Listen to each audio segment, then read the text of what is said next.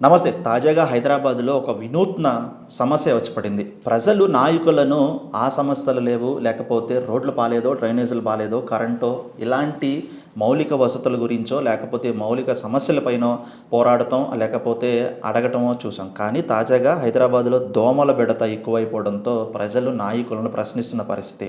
పొగపెట్టినా పోవడం లేదు, నిద్ర రావడం లేదు. రాత్రంతా కూడా చాలా నరకం అనిపిస్తున్నాము.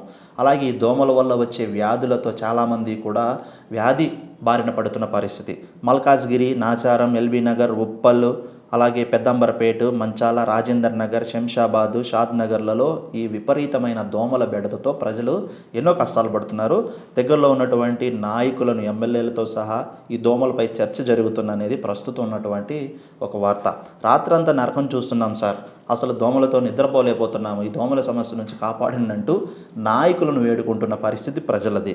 మునుపెన్నడూ లేనంతగా వ్యాపించిన ఈ దోమల బెడద నుంచి మమ్మల్ని రక్షించాలి, దోమల వ్యాధుల నుంచి కాపాడాలంటూ నాయకులకు మొరపెడుతున్నారు ప్రజలు.